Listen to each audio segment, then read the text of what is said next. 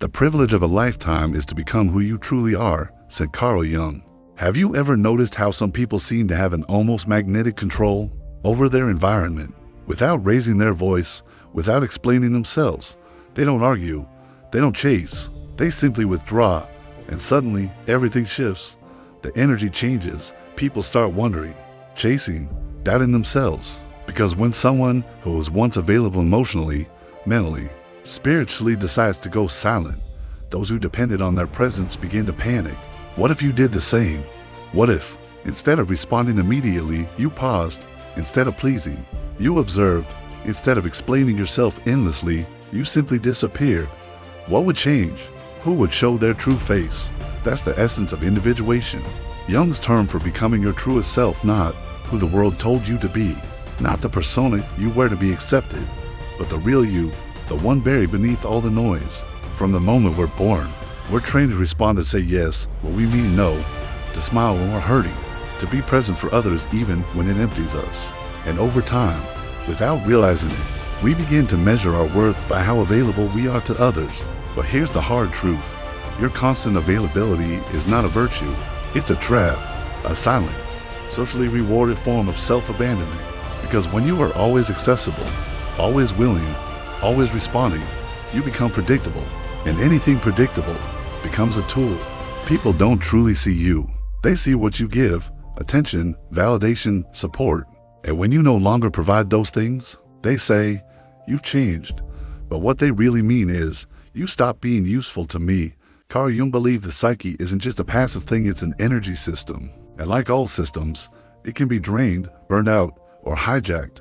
Think about how much psychic energy you spend arguing to defend yourself, reacting to a text message, pleasing people you don't even trust, explaining your silence to those who never deserved your words. Every time you do this, you lose power. You lose you.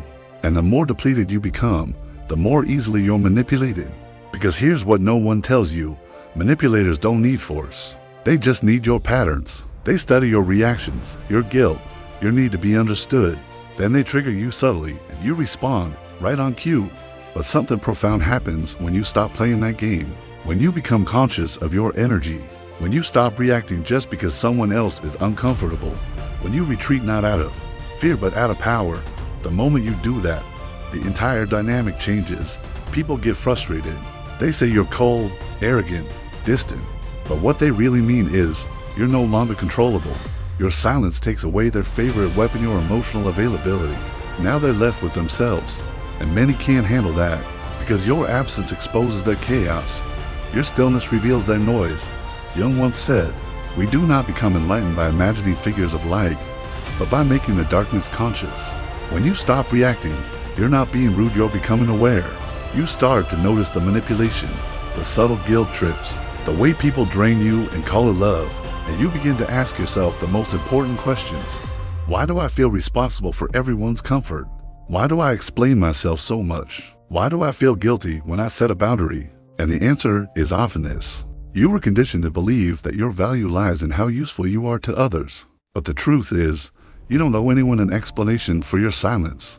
You don't have to justify your absence. You don't need to perform emotional labor to be worthy. In fact, your greatest power is in what you withhold, your time, your attention, your response. Not out of cruelty, but out of clarity. Because when you stop being available to everyone, you become available to yourself. You start to notice who gets angry when you don't drop everything for them, who accuses you of being distant when you set a boundary, who disappears when you stop making the effort. These aren't losses. They're revelations. And yes, there will be pain. There will be loneliness. The silence will be deafening at first. But then, something else emerges: peace. Not the peace of avoidance, the peace of alignment. And in that silence, you start to rebuild piece by piece. You reclaim your energy. You reconnect with your values. You stop betraying yourself for approval.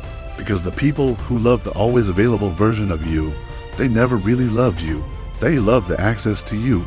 And now that access is revoked.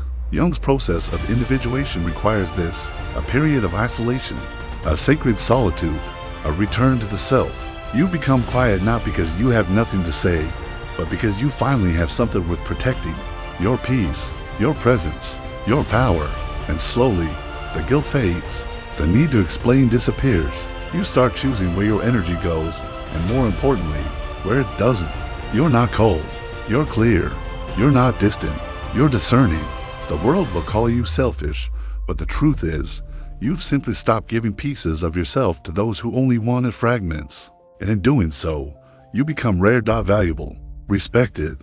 Because when you're no longer available for everything, you become unforgettable. So ask yourself now, are you willing to be misunderstood in order to be free? Are you ready to walk alone for a while to finally meet the real you? Because the ones who truly see you will never need to drain you to keep you close. They'll honor your silence, respect your boundaries, and love the you who chose yourself first. If this message resonates, write in the comments, I choose my peace. Let the world know you're done performing, done explaining, done being available for things that drain you. This is not the end. This is your beginning. A new life not built on noise, but on depth. Not built on approval, but on authenticity. Not built on who you were told to be, but on who you truly are. Because like Jung said, the privilege of a lifetime is to become who you truly are. And that journey starts when you stop being available.